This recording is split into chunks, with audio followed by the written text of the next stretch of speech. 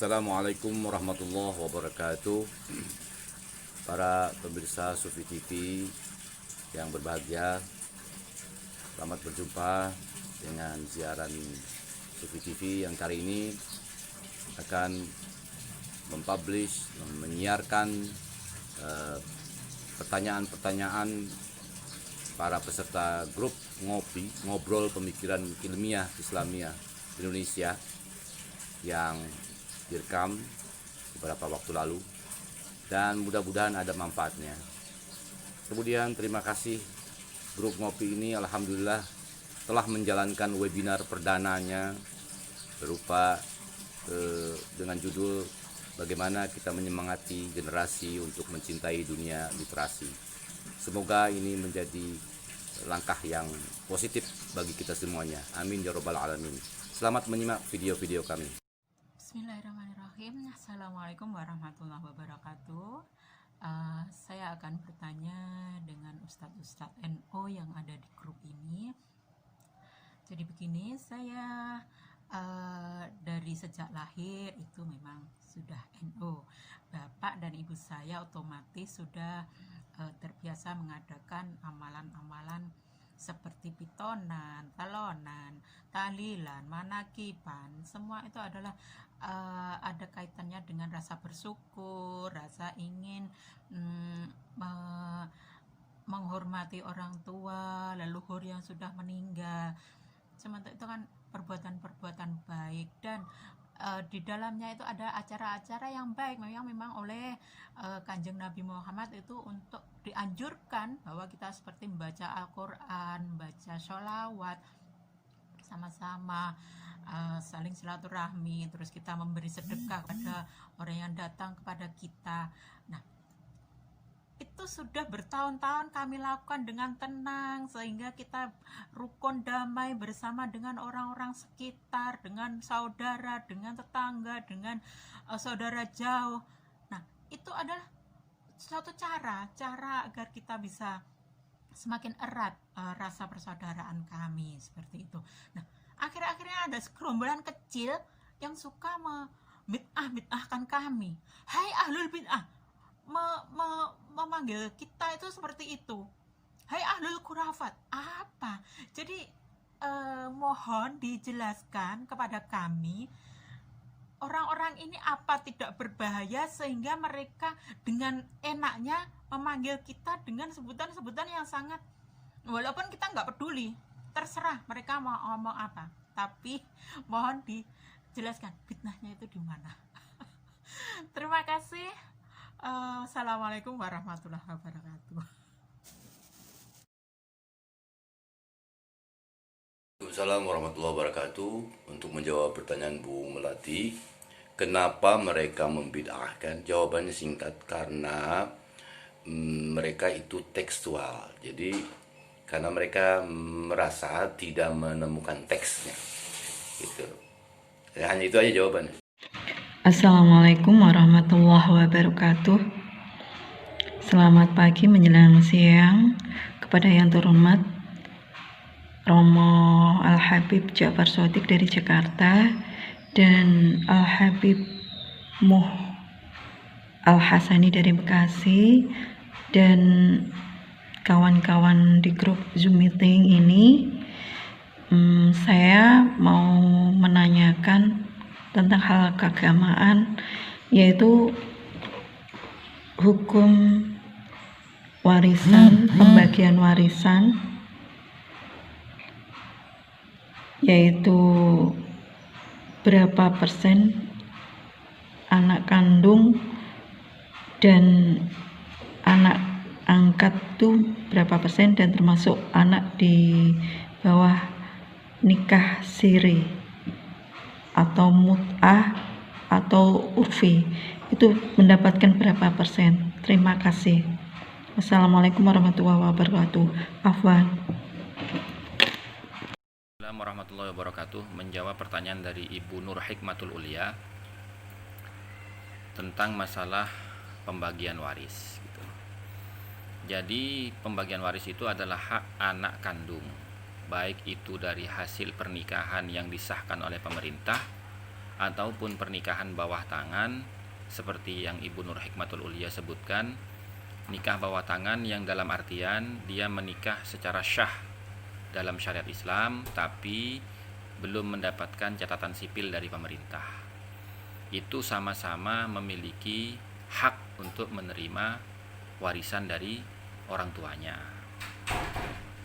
Adapun yang menjadi perbedaan adalah bagian laki-laki tentunya lebih banyak daripada bagian perempuan. Sementara bagian perempuan itu separuh daripada bagian yang diperoleh oleh laki-laki. Saya kira demikian. Jadi tidak ada perbedaan antara anak dari hasil nikah bawah tangan dengan anak yang menikah dan sudah mendapatkan catatan sipil. Mudah-mudahan jawaban ini bisa mencerahkan. Wallahul muwaffiq ila aqwamit thoriq. Wassalamualaikum warahmatullahi wabarakatuh. Karena ini kan aslinya kan, Muhammad ini sahabat-sahabat, terus ini kan ngajar-ngajar lagi nih. Nah, kalau misalnya ini sama-sama semua, ini semua masih ada hubungannya sama ini, jadinya harusnya semua ini ada ajaran yang sama. Jadinya kalau misalnya ulama bisa pendapatnya beda, itu antara ini sama ini miscommunication atau ini nggak ada. Intinya Nah, saya mau nanya, kenapa bisa begini? kenapa para ulama itu bisa walaupun nabinya sama tapi sampai sekarang beda gitu? Tafsirnya beda-beda. Kan Nabi udah jelasin semuanya. Waalaikumsalam warahmatullahi wabarakatuh. Menjawab pertanyaan yang ketiga tentang masalah kenapa kok nabinya satu tapi ulama di bawahnya berbeda pendapat, padahal kan sumber syariatnya satu, yaitu Al-Quran dan dari hadis Nabi. Nah, ini yang perlu kita pahami, bahwasanya perbedaan pendapat di antara ulama itu sebenarnya bukan berbeda. Nah, sebenarnya begini, contoh misalkan kita ambil dalam masalah perbedaan sunnah ab'ad dalam pembacaan kunut di dalam salat subuh, ya kan? Adapun Imam Abu Hanifah dan Imam Ahmad bin Hambal tidak memasukkan kunut itu sebagai bagian daripada sunnah ab'ad dalam salat subuh. Sementara Imam Malik dan Imam Syafi'i itu memasukkan kunut di dalam sunnah ab'ad sholat subuh di rakaat kedua setelahnya ruku. Nah, ini kenapa kok bisa berbeda? Jadi begini, ada beberapa hadis yang menjelaskan tentang kesunahan membaca kunut. Nah, ini sudah masyhur hadisnya, sebagaimana riwayat hadis yang dijelaskan di dalam kitab Bulughul Maram itu yang diriwayatkan oleh sahabat Anas bin Malik, tuh kan, lam yazal yaknutu fi salati subhi hatta faraqatid dunya. Nabi tidak pernah meninggalkan kunut subuh sepanjang hidupnya atau sampai beliau wafat, gitu loh.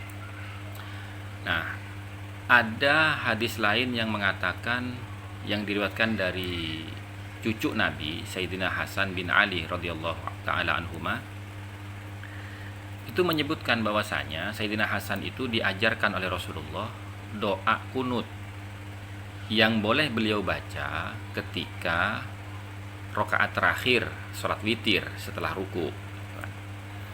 Nah, kemudian ada hadis lain yang menjelaskan bahwasanya Nabi itu kebiasaannya